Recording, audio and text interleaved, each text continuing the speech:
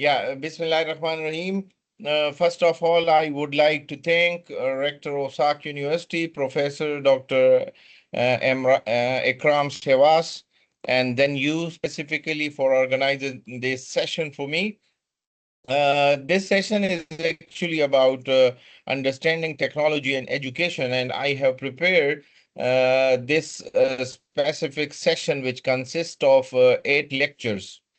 So we will actually deliver these lectures one by one, but today is the first lecture in which we will have introduction about technology and education and how we can use these technology to take help from it in different activities of education as well.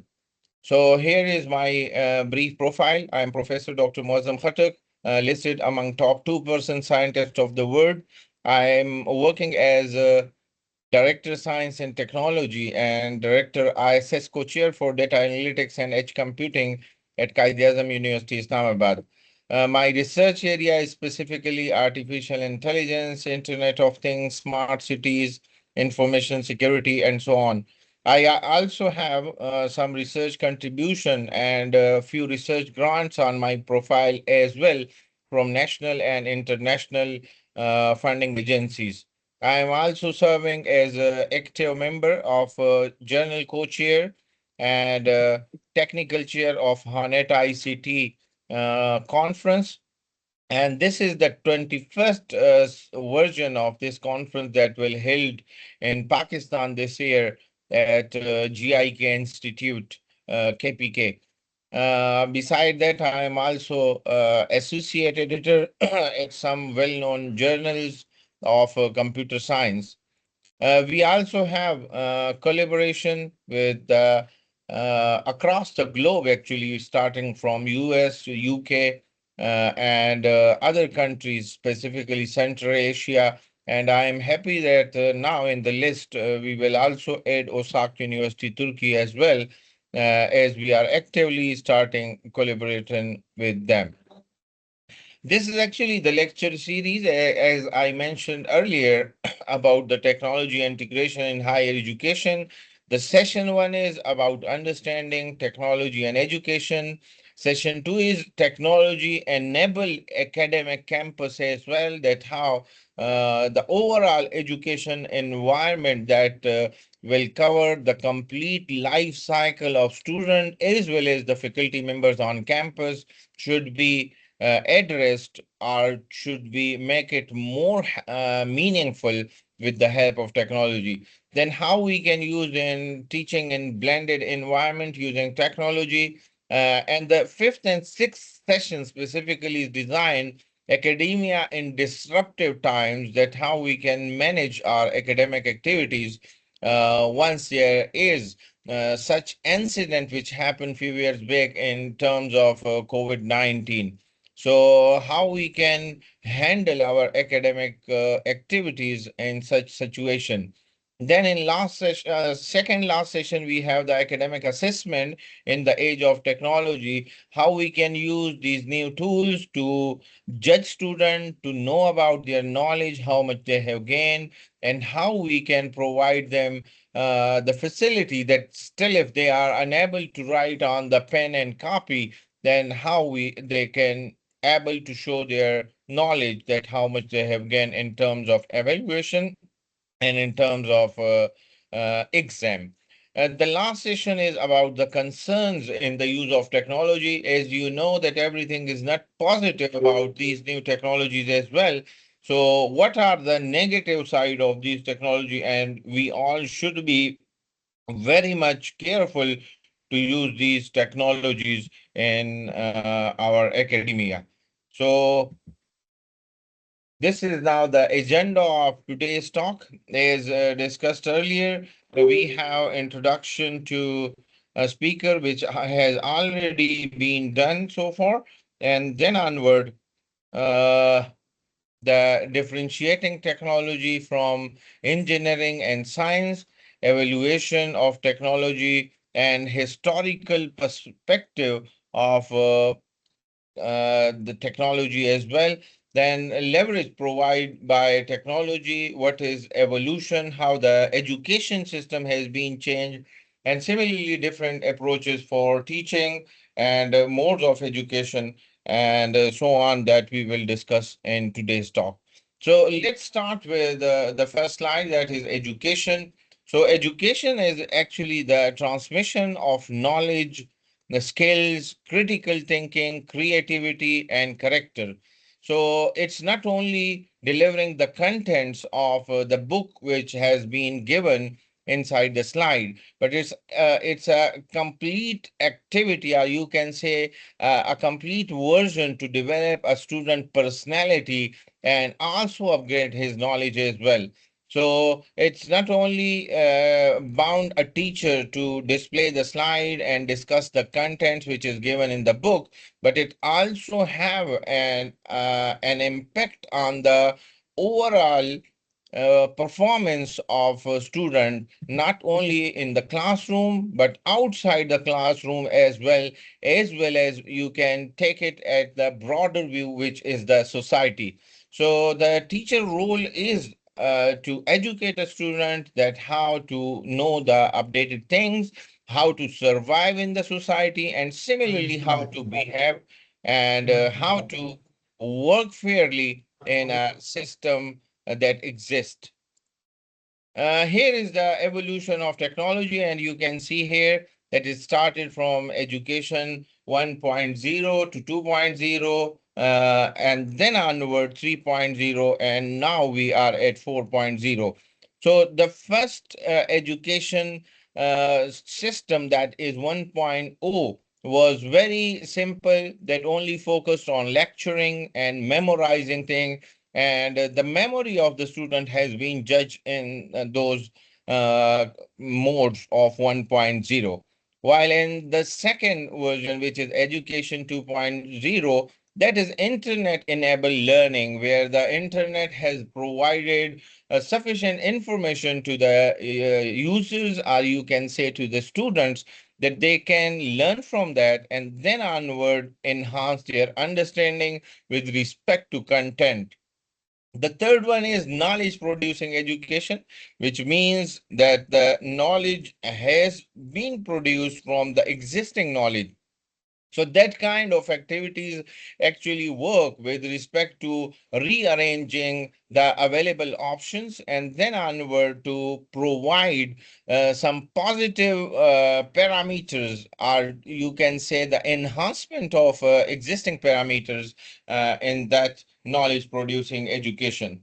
The new version, which is 4.0, is the most important thing, that the student should be capable to innovate, to give innovative idea, to think critically. And once the student think critically, then they actually analyze that what can be the positive side of this execution of or this processing. So the education 4.0 actually bring innovation as well as produce new things out of the education.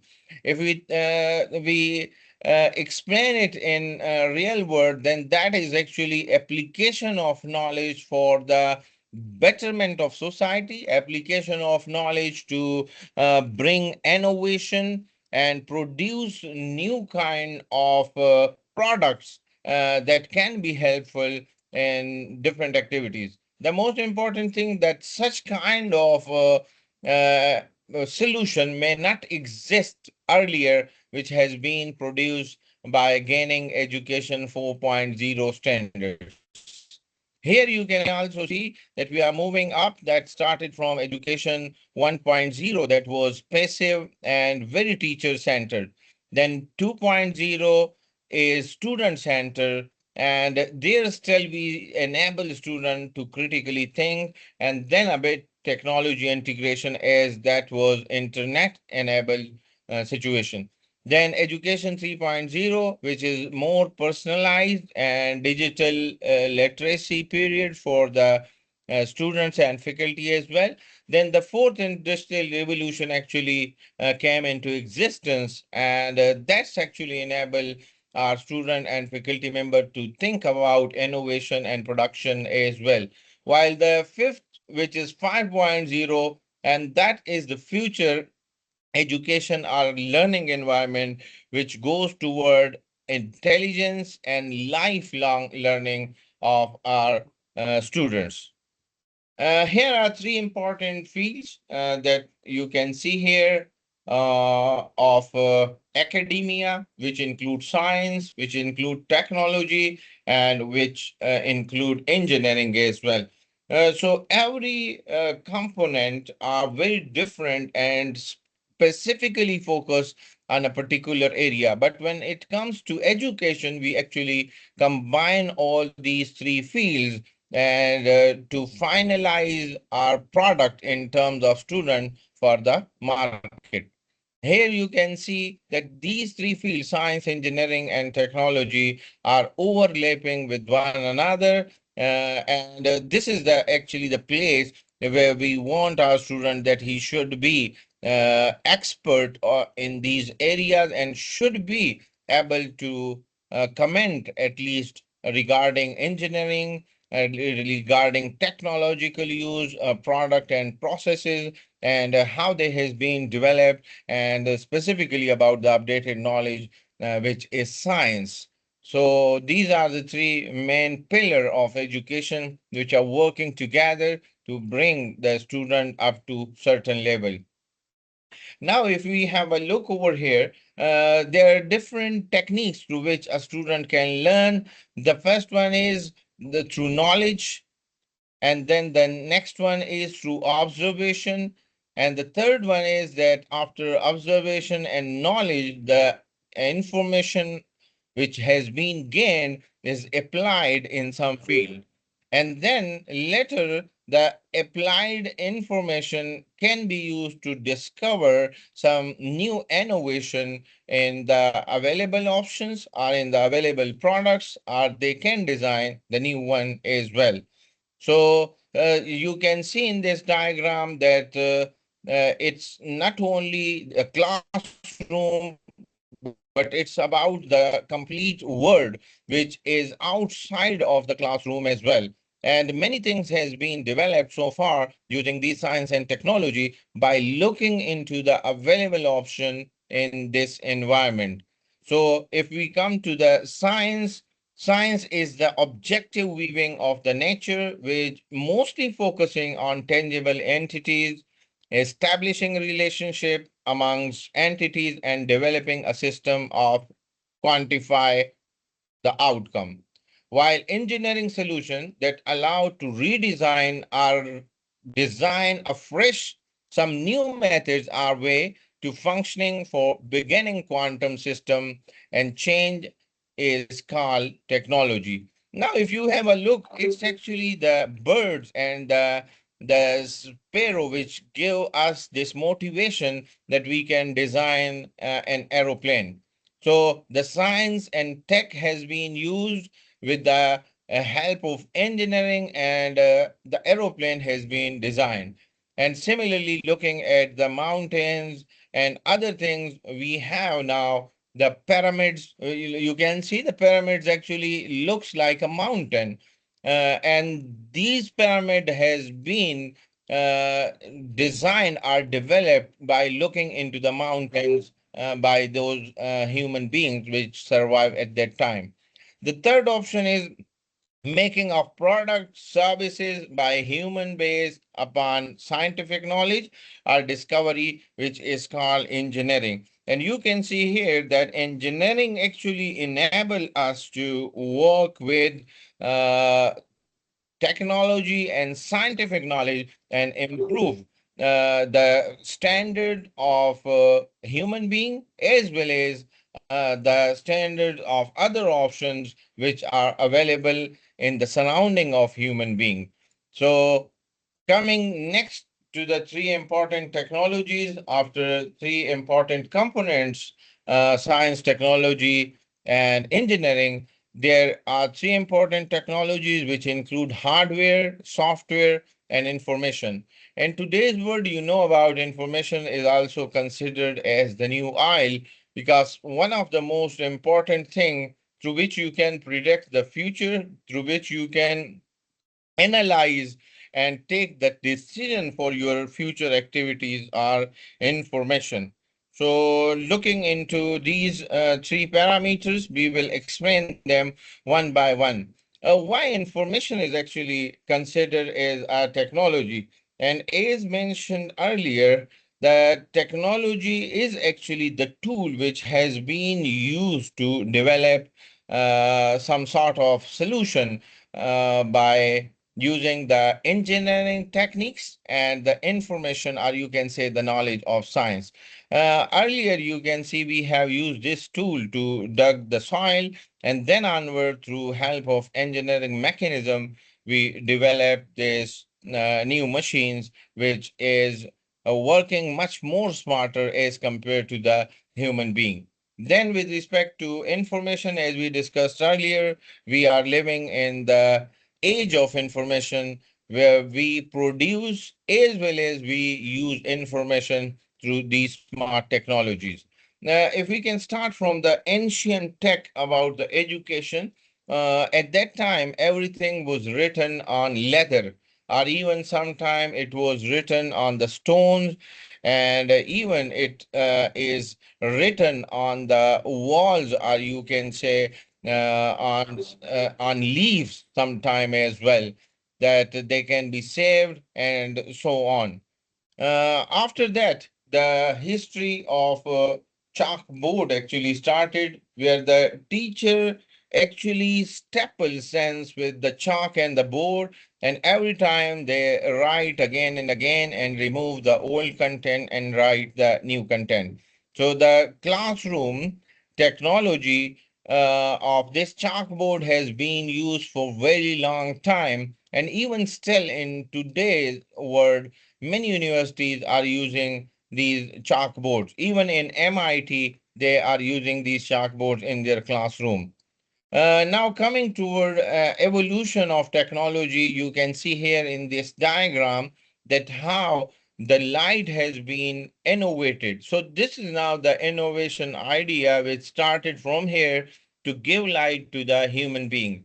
And this development over time is through a systematic way by using the scientific technique, the engineering techniques, and these new technologies has been developed. If we have a look, this is a continuous process of development where the technology or the new product is development in a stepwise approach, and on each step the technology is much more helpful, much more beneficial, and much more easier to use once it has been developed. And all the problems which exist in the older technology is almost addressed in the new version of this light. Here coming toward the classroom technology, and you can see here, this is again a kind of explanation of the last slide which we discussed earlier, that earlier in 1870, you can see that we have the magic lantern, then it comes to the chalkboard, then it comes to the pencil, then when the radio broadcast come in, then we also added the voice signal in that as well. After that, the projector come an important part of our classroom, where you can project your slides and discuss it with the student.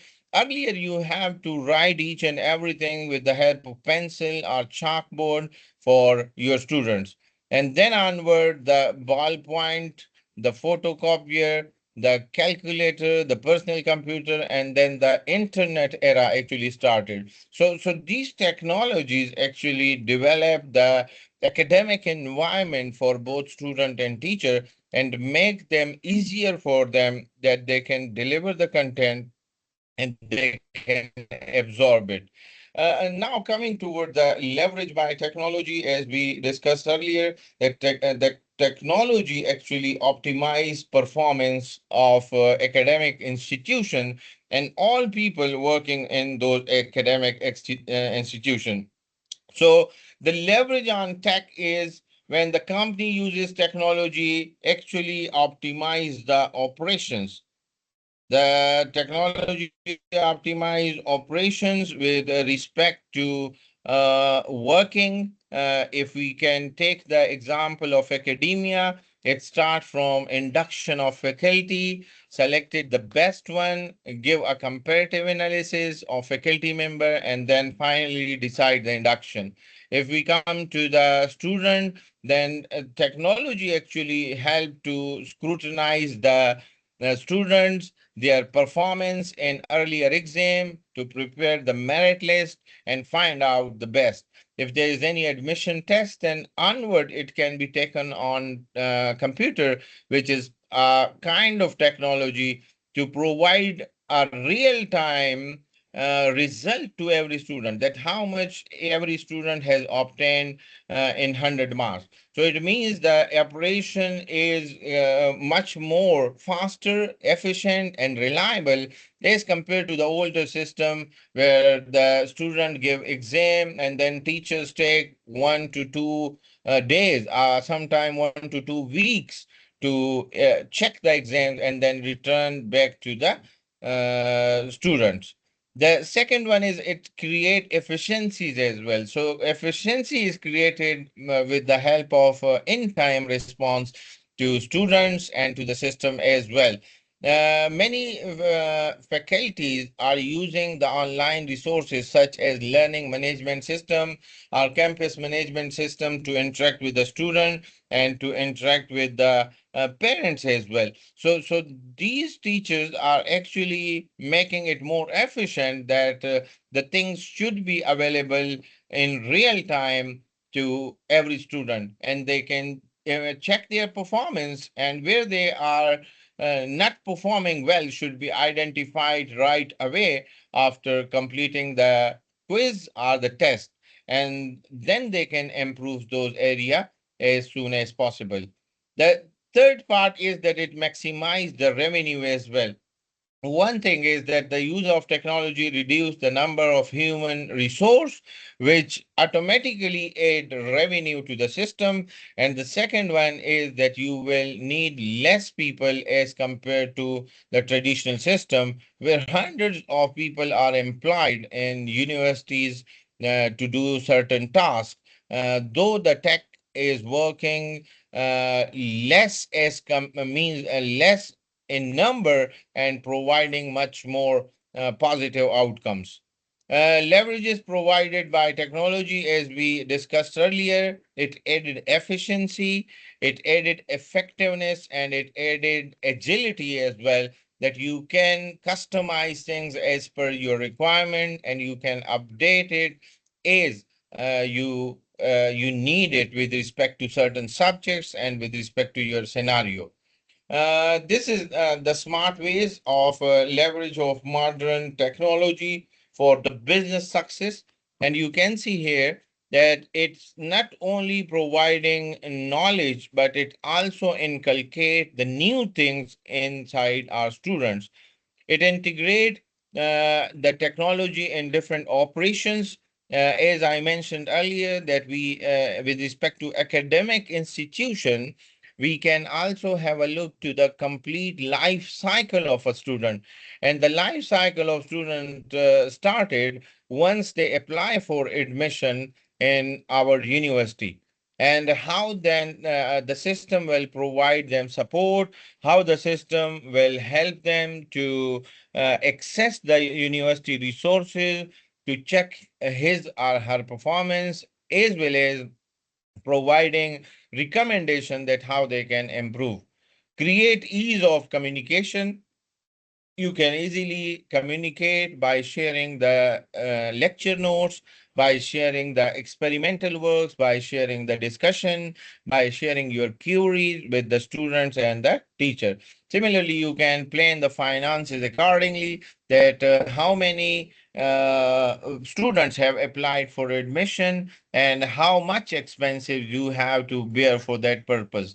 Similarly, you can plan your research activity and your experimental expenses based on your finances as well. Similarly, it can revamp the customer service experience, which is the student in this situation. The student is actually working as a customer for every academic institution, and the student recommendation are also considered as a very important parameter to judge the quality of education, the standard, and the environment of any academic institution. Now, there are different teaching methods or techniques that can be used, and how the technology can be adopted at those teaching approaches.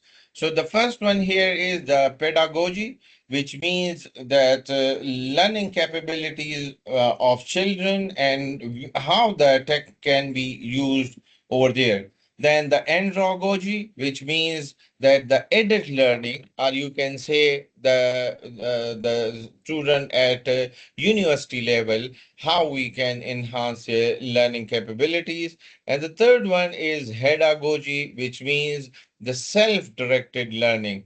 No one is part of it. You can learn by yourself, or you can say the self-learning mechanism supported by technologies, and which kind of resources are available for this purpose. That they, if still you are doing self-learning, you might have some questions. So who will respond to those questions? There should be some applications available which can respond to the queries which are available. Here you can see that there are different steps, and the use of tech at every level is very different. So now in detail, we will discuss each and every approach of this learning. The first one is pedagogy, which means the teaching of children are dependent personalities. At this time, we still ignore this part that some students might not be mentally able to learn as per the normal children. So you can see that sometime few special students might be part of your class. So how you can help them to learn that lesson which you have taught today? Because they will need extra efforts, and how you can guide them and help them that which applications or which tool or tech they can use to enhance their learning capabilities. Actually, I'm also doing a project with British Council in which we are using artificial intelligence technique to enhance the learning capabilities of mentally retarded students. We focus on those students and observe their behavior through cameras and get data that in which time pulse he is not fully engaged in the classroom. He or she is thinking something else out of the classroom. So we try to make them attentive, to help them to be part of the class discussion, to help them to participate in the class. So therefore, a teacher-centered approach of education is used in pedagogy. Everything is dependent on teacher, and it emphasized that teacher role in imparting knowledge to the student is very important. So therefore, in this situation, teacher actually try its best to interact with the student, to deliver the content and enhance their learning capabilities. So this is a passive type of learning where student receive knowledge and the teacher deliver knowledge. Another one is andragogy, and you can see that this is the adult learning, which is much more a kind of discussion environment where both sides discussed about the topic, and this is the method where the teacher and students are almost at the same level, or you can say at the same age. So there, the learning strategies facilitate the learner engagement and participation. You can see here in this diagram where the teacher is actually delivering content to all these students, and they simply absorb. While here in pedagogy, there is a kind of discussion. The student will also share their experiences as they have much more time spent in this society. So they have certain experiences based on which they can share some content related to that topic which is going on. So there is a two-way arrow here in this diagram. You can see that teacher is also telling something, while in reverse, the student are also sharing their personal experiences related to that topic or related to that environment. The next one is pedagogy. And as we mentioned earlier, that this is a learner-centered approach where the learner or student is self-determined to learn the topic or to learn or gain the knowledge by himself. So this is the development of lifelong learning skill, and this ability actually enables students that become independent of any school systems, university, and teaching. And this ability actually make it much more responsible to know about the available knowledge as well as to search for the new updated knowledge that what's going on or what will happen in future. So now coming toward the modes of education that is open, distance, and e-learning environment. So these are the three modes of education that we will discuss one by one. The open learning education is much more flexible. Here, even in Pakistan, we have an open university. The education or the academic content is delivered to the student through some means, either through online platform or in hard sometime through the mail systems. And then onward, the student is self-directed to study. They learn as per their abilities, and whenever they want, they can study those contents. So, therefore, in this kind of learning environment, students have very much control on its learning abilities.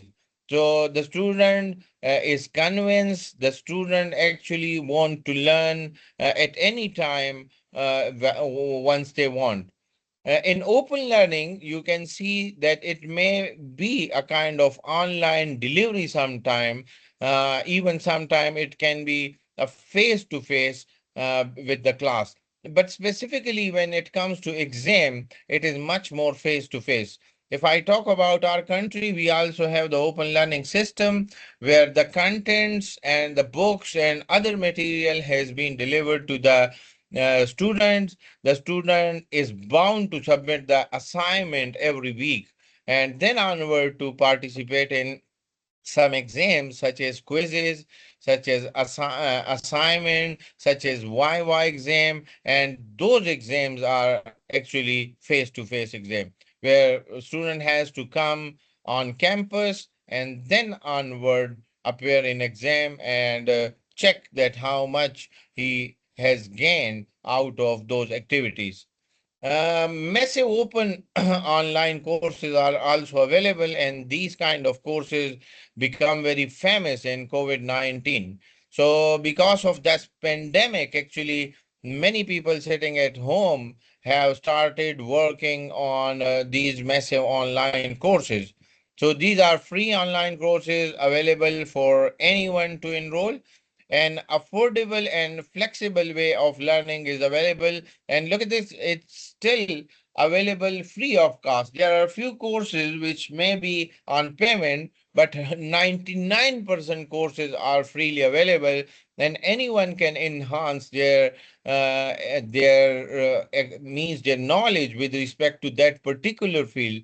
As I belong to computer field, so I also recommend my students that they should have online courses from MIT, from Stanford, from Harvard, related to artificial intelligence, machine learning, deep learning, internet of things, information security. So these things actually come to the first level once the COVID pandemic was there. So that's why many people has gained knowledge and improved their learning capabilities. Now, here is the example of massive open online courses, which we call it MOOC. And you can see here that these are the top world universities which are offering these MOOC courses. And anyone can take help from that. That include Berkeley, MIT, Harvard, and University of Texas, Boston University, and so on. So I will recommend that you should also share these resources with your students as well, and you can also use for your self improvement if you want to improve or upgrade your knowledge in certain topics. These are some free online courses platform available, out of which the course era uh, and Udacity is much more used in Pakistan. So these two platforms are very common to use in Pakistan by the student.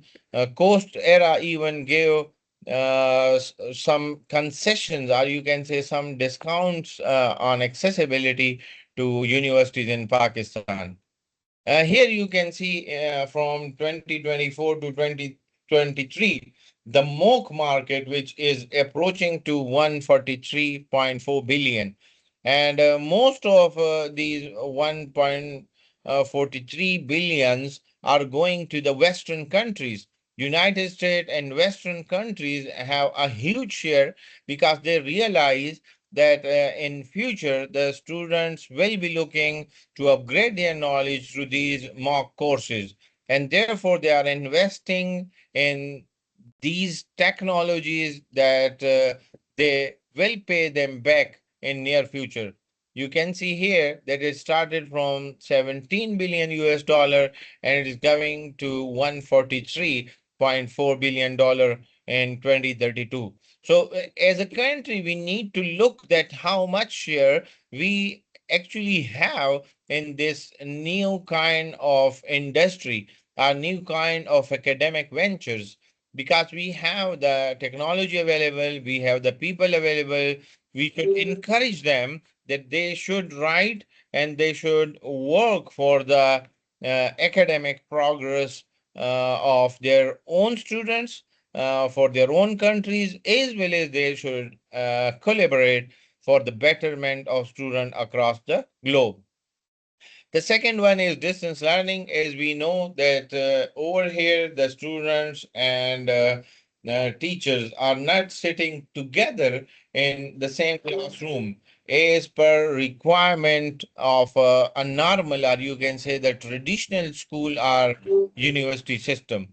So the way of learning that doesn't require physical presence at the institution, and it can be both online and offline as well, where the university teachers can be online for some time to interact with the students, while the student sometime can visit the campus and have an interactive session with the teacher as well.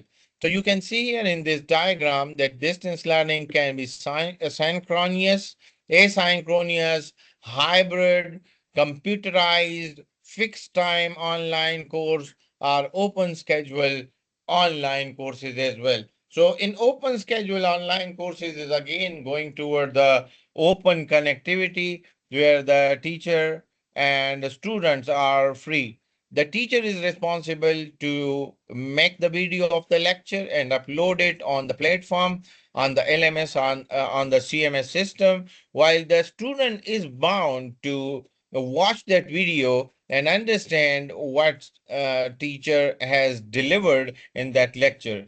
It is also very important that the teacher should upload the uh, contents earlier than the classroom, so the student have enough time to go through those lectures, and then onward the question has been raised by the student before next lecture. This kind of collaboration even sometime happen in synchronous distance learning as well. The teacher and the student may fix a time online for those question and answer session, and that will improve the performance of a student, because all the queries that has been raised in his mind will be properly addressed by the teacher on time. During COVID-19, I was teaching in United States as well, and over there, I prepared the video lectures. I upload it on the Canvas, which was the LMS system for University of Missouri. And then every week we have a meeting of 1 to 2 hours, and all those students who had questions should join that meeting. The meeting was specifically a question answer session on lecture 2, question answer session are lecture 3 and 4 together, where we discuss all those questions which has been by the student. For example, if there is any urgency, a student could write an email to the instructor, and the instructor is bound to respond to those queries. The next one is blended or hybrid learning environment, which is actually the combination of classroom learning and online learning style that allows learners to attend the class in person or join the class online. Uh, Earlier, back in 2010, when I was in United States, there was actually a slogan that scientists without border. So the scientists can move in Canada, US, and Europe. And then in 2015, when I moved there, it was the slogan that classroom without border. So this is actually the example of classroom without border, where the student is not bound to come physically for the classroom to mark the attendance. The student can join online from anywhere in the world. So in modes of digital learning, we have synchronous and we have asynchronous mode. As discussed earlier, that in synchronous mode, both student and teacher should be available at the same time. But in asynchronous mode, it is not necessary that the student and teachers are available at the same time. But one thing that make it compulsory for the teacher, that he should be available earlier than the student. The teacher should prepare the online content, the video lectures, and once that is available online to the student, then the student's responsibility, or you can say role, started. So as mentioned earlier, it is responsibility of the faculty member to prepare the student lectures, uh, deliver it online, or upload the video and the required content online, and then ask the student. The student can be monitors that if the lecture is for 1 hour or 2 hours, for how much time the student actually watched that lecture. So in our situation in United States, we actually check the student progress based on the online content watching time. So how much time the student was engaged, or officially you can say he or she has watched the content. So this is actually the blended and online learning. You can see this is traditional instruction and technology rich instruction, where the technology is available in the classroom. Both teacher and students are there, and then they can actually take advantage of those technologies. Another one is online learning, where informal online learning and full-time online learning is available. In online situation, it is not necessary that both student and teacher will be online at the same time, but still at least the contents, the video recorded lectures, and other material should be available earlier. As mentioned earlier, you can see here that it was earlier scientist without border. You can see science without borders. Then onward, it comes to classroom without border. So that was actually the developing word, which are not restricting neither the scientist, nor the teacher, nor the student. that they should come physically and attend the class, but they actually provide them flexibility that they should learn, they should gain the knowledge as per their requirement when they are available, or you can say that when it is feasible for them to be part of the class. Now, as discussed earlier, there are three important technologies. Number one is hardware, software, and information. So now if we come to hardware, we must have the laptop, the PC, the camera, the microphone to deliver the content as well as to accept the content from the teacher side. Similarly, with respect to software, we should have the learning management system, which is LMS, mostly available in universities across the globe.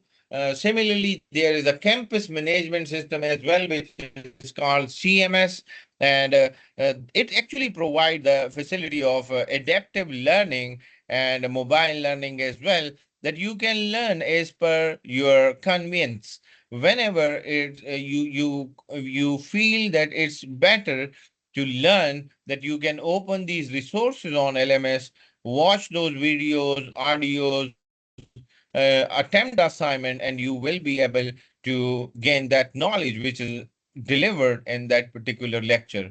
Now, with respect to information, it can be audio, video, it can be some sort of collaboration or conferencing activities through which you can learn and you can understand. As discussed earlier, in specifically in adult learning, where the learning is done through discussion. A topic has been decided earlier for the next lecture, and both teacher and students actually had discussion on this. Now, here are some available tools for the blended learning environment and teaching that can be easily used as discussed earlier for learning management, for video conferences, gamification, self-blended model, flipped classroom, and this is the most important thing where the teacher and student flip with one another and they can discuss and they can deliver the content.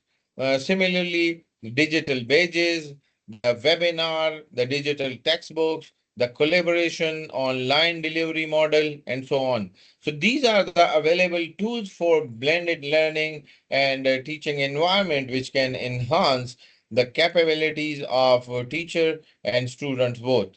Here you can see the available options, which are also on some subscription prices, or even the initial versions are at least free. We are normally using Google Classroom, we are using Zoom, we are using Microsoft Team, we are using the Google Jamboard, and Canvas is mostly used here in our country.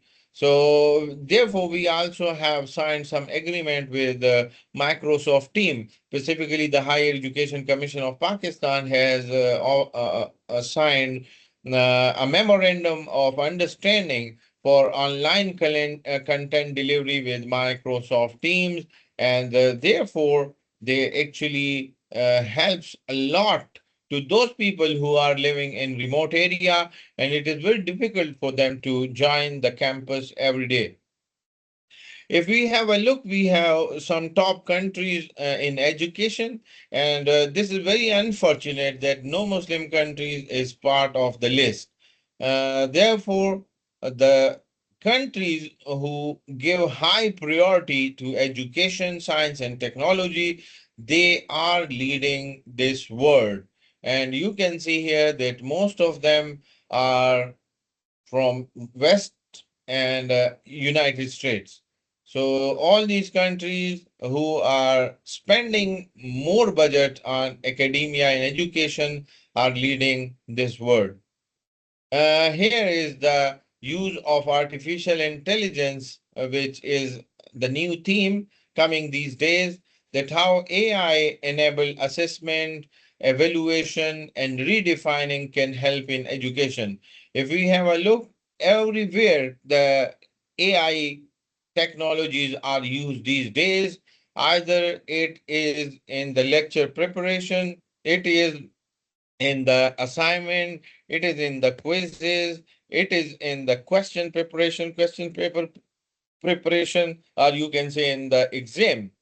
So the AI tools actually provide very updated knowledge to both teacher and student. But one thing which is missing is the skills to use these AI tools.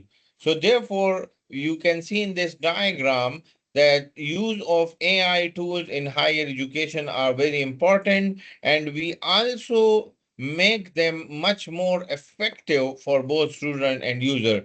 And one of the most important thing is the teacher proficiency to use these AI tools, as well as the student proficiency to use these AI tools. So these two things are at the base. And on this basis, they can onward enhance and make them much more effective. For example, many students are using Chat GPT. They should not copy the content which we will cover in the last session, that how these technologies can be dangerous and what are the use of using these technologies. And similarly, advanced student skill in AI should be developed by using these tools. You can become an expert once you use a tool. These tools actually need practice, and therefore you would be able to give the more specific prompt and get the information as per your requirement. So these tools actually make the academia and education much more effective as compared to the previous option. Now, if we have a look to the World Nobel Prize, which has been given in the chemistry as well as in physics, so these scientists actually use the artificial intelligence for the first time in chemistry and physics, and based on artificial intelligence, they have been awarded Nobel Prize. So these Nobel Prizes are actually considered as the first Nobel Prizes in the history of computer science. So therefore, this is the award you can see here, which has been given by designing the protein with the help of AI, a lifelong building blocks. And this is the physics, which has been Jeffrey Hinton, which is also known as the founder of artificial intelligence, also get the price based on the AI techniques and its use in physics. So this is actually the take home. Technology is not the future of education, but it's the present. So therefore, we need to adopt the technology at each level, as we discussed in our today's session, that education is not only the university education, but it started from childhood and then onward it moved to the pedagogy, edagogy, and hedagogy, which are the three types of education. And therefore, we need to find out that which technology will be more beneficial for which kind of activity. Similarly, in pedagogy, edagogy, and hedagogy, we also divide the activities into different sections, like activity one that can be the admission, the activity two that can be the content delivery or lecturing in the class, the activity three that can be the quiz, the assignment inside the class, the activity four can be the exam, the final exam, and then onward the results delivery to the student, and the activity fifth, which is the promotion of student, and then onward to sharing the weaknesses or the weak point, or you can say the gray area where the improvement has been required for any student should be identified. So this technology can help to identify the weakness of student, to identify weak student, and then onward provide us an opportunity that we can focus on those students and recover them from that problem. So thank you so much. That's the end of our today's session one and two. For any query, you can write me back. And normally, while I deliver this, we have an activity, and you can see here that it will be better if you perform this activity. Then write down the tool you are using in your subject and which tool is more impactful for teaching and exam. Look at this, the teaching and exam tools are normally very different. And for exam, we mostly prefer such tools which can provide result in real time. And on the other way, there are many teaching tools where you can write, where you can interact, where you can drag and give an example while delivering the lecture. So this is the activity I'll appreciate if you perform and write it down and share it with the coordinator. So thank you so much. If you have any question, I am available. Thank you very much. Is there any question? If there is not, I want to ask you a question. Yes, please. Do you think that AI might take over teachers' job someday? No. We will discuss in the next lecture. I even updated this last time on my social media platform that with the help of these technologies, actually, we should encourage our teachers that they should use these technology, which will enable our students to be much more professional in this world. So the exact wording was that technology will never replace great teachers, but technology in the hands of great teachers can transform the future of today's student. Yes. Thank you very much. Yes, thank you. Thank you all for being with us today. And of course, thanks to Mr. Professor Muazzam for his talk. Before we close, I would like to let you know that this seminar is a part of an ongoing series, and each week we will be exploring a different topic with Professor Muazzam. So we warmly invite you to join us again next week. Until then, please take care, and thank you once again for being part of us today. Yes, sir. Thank you so much, and looking forward to meet you in next session. And if there is any question, we can discuss it